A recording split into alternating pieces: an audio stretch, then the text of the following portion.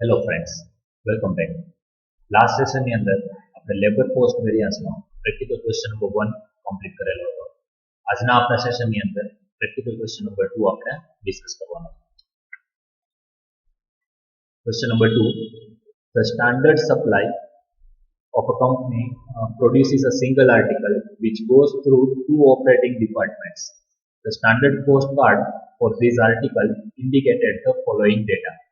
એટલે એક પ્રોડક્ટ બનાવવા માટે બે અલગ અલગ ડિપાર્ટમેન્ટમાંથી આપણે એક પ્રોડક્ટ પ્રોસેસ માટે જાય છે અને એની કોસ્ટ કઈ રીતે છે આપણે ક્વેશ્ચનની અંદર આપેલી છે.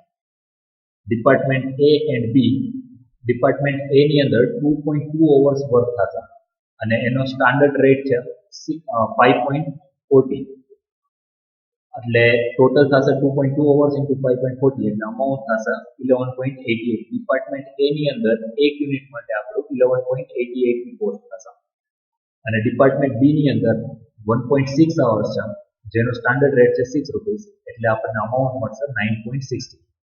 Total hours including A and B, બેનો combined total hours for one product will be 3.8 hours and cost will be 21.48 rupees. આ આપણને સ્ટાન્ડર્ડ કોસ્ટ કાર્ડ એક પ્રોડક્ટનું આપેલું છે. The production for the month of August is 1000 unit. આજે cost card આપ્યું હતું એ 1 unit નહોતું, હવે આપણને 1000 યુનિટ્સની આપણને ડિટેલ આપેલી છે કે એક્ચ્યુઅલમાં 1000 યુનિટ્સ પ્રોડક્શન થયું છે. The actual labor cost in the two departments were actual cost આપી છે શું થઈ છે ડિપાર્ટમેન્ટ એ ની અંદર 2000 hours and ડિપાર્ટમેન્ટ બી ની અંદર 1800 hours, ટોટલ 5100 hours. રેટ આપણને એક્ચ્યુઅલી આપેલા નથી. અમાઉન્ટ આપેલી છે 12908 and 10200, ટોટલ 23108. રેટ ક્વેશ્ચન ની અંદર આપેલો નથી, આપણે ફાઇન્ડ કરવાનો. Calculate following variances from above details: labor cost variance, efficiency, rate, sub efficiency, mix અને mix or gain variance. આટલા વેરિયન્સીસ 5 વેરિયન્સીસ આપણે કેલ્ક્યુલેટ કરવાના છે. સૌથી પહેલા આપણું સ્ટેપ શું હશે? આ લેબર વેરિયન્સ જે છે એ એક્ચ્યુઅલ પ્રોડક્શનના બેઝ ઉપર હોય તો આપણે સૌથી પહેલી વર્કિંગ નોટ કરશું standard hours for actual output. Actually જે આપણું આઉટપુટ છે એના માટે સ્ટાન્ડર્ડ અવર્સ કેટલા હોવા જોઈએ એ નોટ આપણે કેલ્ક્યુલેશન કરવું પડશે. ચેક કરીએ answer. Standard hours for actual output. Department A ની અંદર 2.2 અવર્સ જોઈએ અને પ્રોડક્શન છે 1000 યુનિટ્સ એટલે 1000 into 2.2 એટલે મળશે 2200 hours. બી માટે છે ડિપાર્ટમેન્ટ બી ની અંદર જોઈએ આપણે 1.6 અવર્સ, 1000 into 1.6 એટલે મળશે આપણને 1600 hours. હવે આપણે જે આપણું ટેબલ બનાવે છે જેના ઉપરથી આપણે વેરિયન્સીસ કેલ્ક્યુલેટ કરી શકીએ એ આપણે ચેક કરીએ. ટેબલ છે department standard actual worker A and B. Standard hours આપણે કેલ્ક્યુલેટ કર્યા 2200 hours and 1600 hours. રેટ આપણને ક્વેશ્ચન ની અંદર આપેલા છે 5.40 and 6. So rate will be 5.40 and 6. Amount will be standard hours multiplied by standard rate, 2200 into 5.4, 11880, and for B 1600 into 6, 9600. Now actual hours is given in question. Actual hours for A 2000 and 1800. Rate is not given but directly amount is given in question. Amount is 12908 and 10200. હવે આ જે amount આપણને આપેલી છે અને hours આપેલા છે તો એના બેઝ ઉપરથી આપણને રેટ મળશે. કેવી રીતે મળશે? 12908 ડિવાઇડ બાય 2000 એટલે મળશે 6.45. આ અલગ કલરથી કરેલું છે બીકોઝ આ આપણે ક્વેશ્ચન ની અંદર આપેલું નથી, ફાઇન્ડ કરેલી અમાઉન્ટ છે.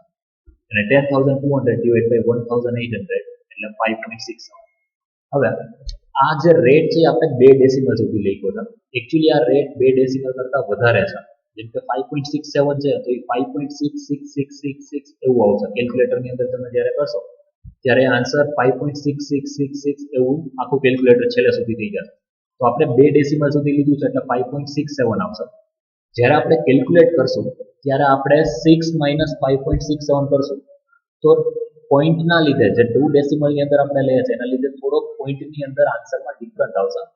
તમારે એવું નથી કરવાનું. મેં જે આન્સર લીધો છે એક્ઝેક્ટ આન્સર લીધો છે. 6 માઇનસ 5.666 કેલ્ક્યુલેટરની અંદર જે આવ્યા એ અમાઉન્ટ જ મેં ડાયરેક્ટલી લીધેલી છે.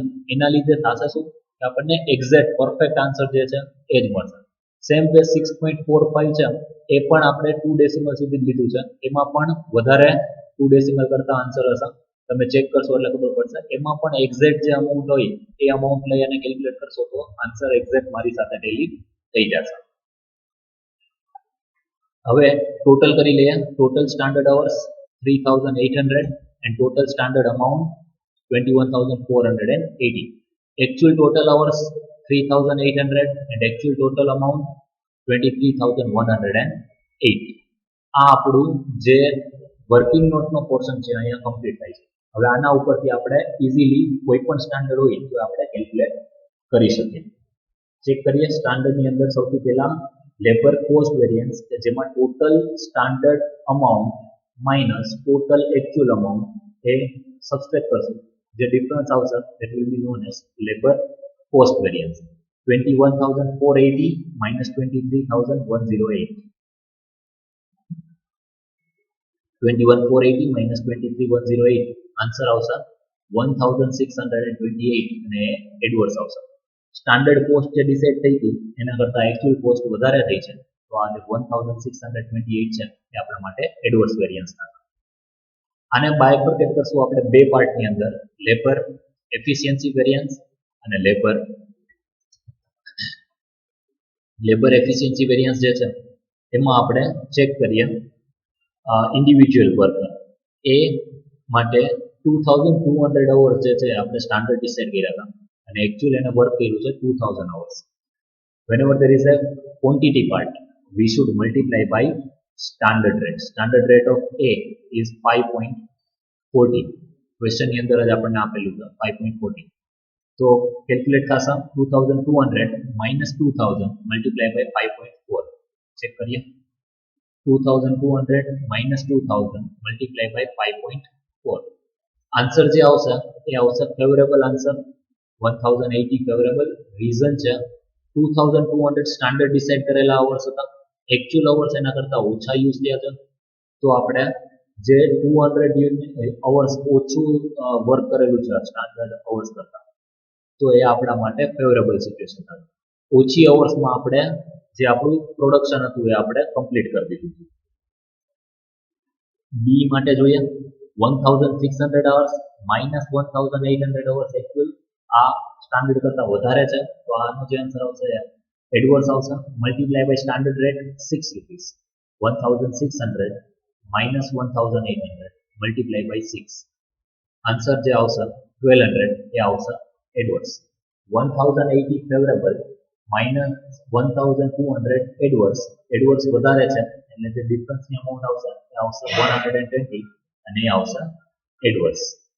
સેકન્ડ છે લેબર રેટ વેરિયન્સ કે જેમાં આપણે સ્ટાન્ડર્ડ રેટ અને એકચ્યુઅલ વેજ રેટને કમ્પેર કરશું અને મલ્ટીપ્લાય કરશું. રેટ પાર્ટ હોય ત્યારે શેનાથી મલ્ટીપ્લાય કરવાનું છે? whenever there is a rate part we should multiply by actual quantity એટલે કે આ સિચ્યુએશનમાં આવશે actual hours. ચેક કરીએ. Standard rate 5.40 minus 6.45 multiply by 2,000. 5.40 minus 6.45 multiply by 2,000. તમે જ્યારે કેલ્ક્યુલેટરમાં કેલ્ક્યુલેટ કરો ત્યારે આ 6.45 ની જગ્યાએ જે એક્ઝેક્ટ અમાઉન્ટ આવેલી હોય કેલ્ક્યુલેટરમાં એ તમારે કન્સિડર કરવાની છે. તો આન્સર આવશે 2,108. એ એડવર્સ આવશે. સ્ટાન્ડર્ડ રેટ આપણે ડિસાઇડ કર્યું હતું 5.4 અને એકચ્યુઅલ રેટ આપણે પેમેન્ટ કરીએ છીએ 6.45 જે સ્ટાન્ડર્ડ કરતાં વધારે છે તો આપણે વધારે રેટ પેમેન્ટ કરીએ છીએ તો એ આપણા માટે એડવર્સ સિચ્યુએશન છે. બી ની માટે જોઈએ Standard rate 6 rupees, actual rate 5.67, actual hours છે 1800. 6 minus 5.67 multiply by 1800. આનો જે આન્સર આવશે એ આવશે ફેવરેબલ. રીઝન 6 રૂપીસ આપણે સ્ટાન્ડર્ડ રેટ ડિસાઇડ કર્યો હતો. એકચ્યુઅલમાં આપણે પેમેન્ટ કરીએ છીએ એ 6 કરતાં ઓછું છે, 5.67 જ છે.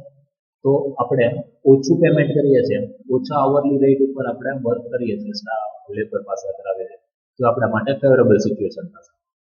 આન્સર આવશે 600 રૂપીસ ફેવરેબલ. 2108 adverse 600 favourable. બંને અલગ અલગ છે, સબસ્ટ્રેક્ટ થશે. એડવર્સની અમાઉન્ટ મોટી છે, જે આન્સર આવશે એની સાથે આપણે લખશું adverse 1508 adverse. Efficiency variance 120 adverse. Rate variance 1508 adverse. તો બંને એડવર્સ છે એટલે ટોટલ કરીએ તો 1508 પ્લસ 120 આન્સર આવશે 1628 એડવર્સ, જે આપણા લેબર કોસ્ટ વેરિયન્સ સાથે ટેલી થાય. ઇટ મીન્સ આપણે જે કેલ્ક્યુલેશન કરેલું છે તે પ્રોપર છે. એફિશિયન્સી વેરિયન્સને આપણે ફર્ધર બાયફર્કેટ કરી શકીએ બે પાર્ટની અંદર. લેબર સબ એફિશિયન્સી વેરિયન્સ કે જે ઇનપુટના બેઝ ઉપર હશે. ચેક કરીએ આપણે કેવી રીતે થશે. એફિશિયન્સી છે એમાં total standard hours minus total actual hours. Total standard hours 3800, total actual hours પણ 3800 છે. ઇટ મીન્સ ઇન્ડિવિજ્યુઅલી ભલે અલગ અલગ હોય પણ ટોટલ અવર્સ જે છે એ સ્ટાન્ડર્ડ અને એકચ્યુઅલના સેમ છે. તો આની અંદર વેરિયન્સ નથી. It means labour sub efficiency variance નહીં આવે. કારણ આપણે કેલ્ક્યુલેટ કરવાનું કીધું છે તો ફોર્મ્યુલાને બધું મૂકીએ અને ચેક કરીએ. 3800 minus 3800 multiply by 21480 divided by 3800. Because આ રેટ આપણને ક્વેશ્ચનની અંદર આપેલો નથી તો આપણે કેલ્ક્યુલેટ કરવાનું. 3800 minus 3800 multiply by total standard cost divided by total standard hours 3800. આ જે આન્સર આવશે એ 0 આવશે because 3800 minus 3800 will be 0. Anything multiplied by 0 will always be 0. તો લેબર સબ એફિશિયન્સી વેરિયન્સ 0 છે. એનો મતલબ કે એની અંદર કોઈ વેરિયન્સ નથી. જે આપણે એકચ્યુઅલી સ્ટાન્ડર્ડ અપ્લાય કર્યું હતું એટલું જ આપણે એકચ્યુઅલી અંદર યુઝ કરીએ છીએ, એટલા જ અવર્સ આપણે વર્ક કરીએ છીએ. એના પછી આવશે આપણે લેબર મિક્સ વેરિયન્સ અથવા લેબર ગેઇન વેરિયન્સ. એની અંદર આપણે કેલ્ક્યુલેટ કરવું પડશે રિવાઇઝડ મિક્સ. એટલે કે જો 2200 અવર્સ છે એ પ્રોડક્ટ વર્કર એ માટે હોય, જ્યારે આપણે ટોટલ સ્ટાન્ડર્ડ અવર્સ ડિસાઇડ કરેલા છે 3800 એ પ્રોડક્ટ વર્કર એ માટે જે છે અથવા ડિપાર્ટમેન્ટ એ માટે છે એ 2200 અવર્સ છે. તો એકચ્યુઅલમાં આપણે 3800 યુનિટ યુઝ કર્યા છે તો કેટલા હોવા જોઈએ? ઓબ્વિયસલી 3800 એ 2200, 3800 એ કેટલા હોવા જોઈએ? 2200 જ હોવા જોઈએ. ક્રોસ મલ્ટિપ્લિકેશન જ છે. ચેક કરીએ. 2200 multiplied by 3800 divided by 3800. Answer will be 2200. Actually આપણે યુઝ કર્યા છે 2000 એટલે 2200 આન્સર આવશે minus 2000 multiplied by standard rate 5.4. 2200 minus 2000 multiplied by 5.4. જે આન્સર આવશે એ ફેવરેબલ હશે બીકોઝ સ્ટાન્ડર્ડ અવર્સ જે આપણે ડિસાઇડ કર્યા 2200 એના કરતાં એકચ્યુઅલ અવર્સ ઘણા ઓછા આપણે યુઝ કર્યા છે, તો એ આપણે ફેવરેબલ સિચ્યુએશન થશે. Answer will be 1080 favorable. Department B માટે if total standard hour is 3800, at that point hours need to be worked in B is 1600. Then if actual total hours is 3800, what will be the hours that should be worked in department B? A question આપણે solve કરવાનો છે. તો 1600 divided by 3800 multiplied by 3800, answer will be 1600. Minus actual hours 1800 multiplied by standard rate 6 rupees. આનો જે answer આવશે એ આપણા માટે adverse situation થશે. રીઝન 1600 સ્ટાન્ડર્ડ અવર્સ ડિસાઇડ કરેલા હતા, એની બદલે એના બદલે એનાથી વધારે અવર્સ આપણે વર્ક કરેલું છે. 1800 અવર્સ આપણે વર્ક કરેલું છે તો 200 અવર્સ વધારે વર્ક થયું એ આપણા માટે એડવર્સ સિચ્યુએશન થાય. Multiply by 6 1200 rupees adverse. 1200 adverse 1080 favourable. બંને અલગ અલગ છે, સબસ્ટ્રેક્ટ થશે. Final answer will be 120 adverse. Labour mix variance જે છે એ 120 એડવર્સ છે. સબ એફિશિયન્સી વેરિયન્સ જે છે એ 0 છે. બંનેને ટોટલ કરીએ તો 120 adverse plus 0 will be 120 adverse, જે આપણું લેબર એફિશિયન્સી વેરિયન્સ છે એની સાથે ટેલી થઈ જાય છે. તો આ સાથે આપણો પ્રેક્ટિકલ ક્વેશ્ચન નંબર 2 જે છે એ અહીંયા કમ્પ્લીટ થાય છે. આ સાથે આપણે આજનું સેશન અહીંયા કમ્પ્લીટ કરીએ. નેક્સ્ટ સેશનમાં મળશું ત્યારે પ્રેક્ટિકલ ક્વેશ્ચન નંબર 3 સાથે મળશું. નેક્સ્ટ સેશનમાં મળીએ ત્યાં સુધી ગુડ બાય. Thank you.